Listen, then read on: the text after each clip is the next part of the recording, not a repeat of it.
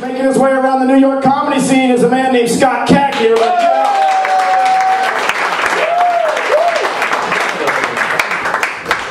What's up? Hey. Yeah. All right. So first, I want to get this over with.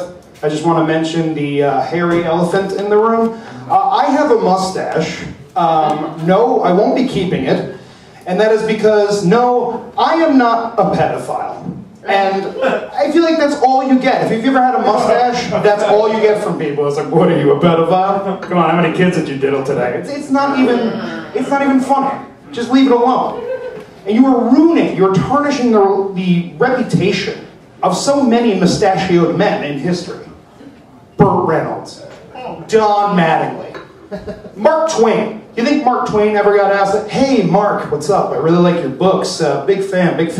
Hey, when are you gonna write the one where Injun Joe just molests the shit out of Huck and Tom? When is that gonna happen? Because that's the one I'm waiting for. That has never happened. That's a fact. I have no intention to do that whatsoever, sir.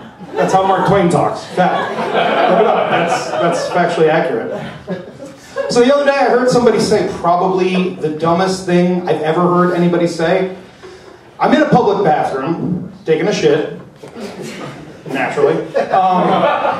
And this guy comes in and I hear him go, smells like shit in here. Yeah, that's what happens in here. I don't know if you know that. You know where you are right now, right? You know this is essentially a tiled room for men to defecate in. That's what this is intended for. I mean, even the pissing's just a bonus. I mean, we could have a bucket or a corner or something, that would be fine, but we need a room to shit in. And it was like the mystery of it, like he was like, why does it smell like shit here? Like as if you would walk into a pizza place and go, why does it smell like pizza in here? I've got to figure this out. There's a sign out front, should give you a clue for what it's going to smell like inside. I mean, I was there thinking, I'm like, did he walk into the wrong room? Was he looking for the ballroom and found the bathroom? Because if your ballroom smells like shit, there is something wrong. There is something you should do about that immediately. I just thought, like, maybe he's blind, you know, and he didn't see the little braille as he's walking in, you know, and he made a mistake. Maybe like Mr. Magoo just walked in. He was just like, it smells like shit in here. Oh, wait a minute, this isn't my car, Magoo, you know. I don't think that was the case. So, correct me if I'm wrong, today is the first night of Hannukah, right? Anybody celebrate Hannukah in here? No, because you wouldn't be here. That doesn't make sense. But now that we've mentioned Hannukah, I just want to say Happy Hannukah. Now that we get out of the way, let's talk about Christmas. Christmas is right around the corner, and it's gonna be sort of a sad Christmas for me. It's a Christmas of realizations because I found out Santa Claus doesn't exist 17 years ago, and I'm still kind of working that out. There's a lot of stuff to get through, you know. But it dawned on me at this point, I have not believed in Santa Claus longer than I have believed in Santa Claus. It's a sad, sobering thought. So yeah, about 13, stopped believing in Santa, but also coincidentally started masturbating when I was 13.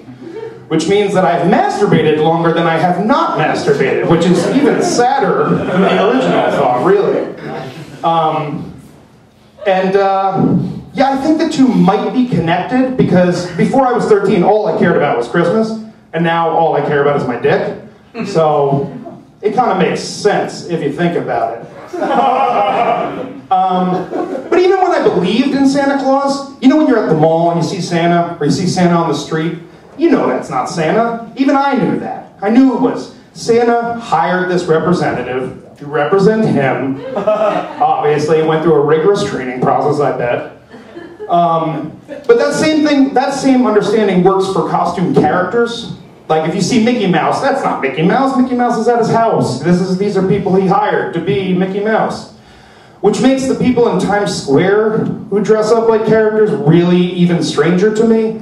Because you're telling me Elmo couldn't have found better people to represent him? You couldn't have found a guy who didn't have to wear a backpack at all times over his costume? I mean, it's 2014 and it's New York City. I mean, see something, say something. What's in the bag? You know what I mean? What's going on with that? Like, he couldn't get somebody who showered on the regular or didn't scream out anti-Semitic things in the middle of Times Square. Although, you know, times have been real tough for Elmo. That guy should grow a mustache. That would make sense. If he had a mustache. Wow, okay, so I'm going to leave on that note. Thanks very much, guys. That's my time.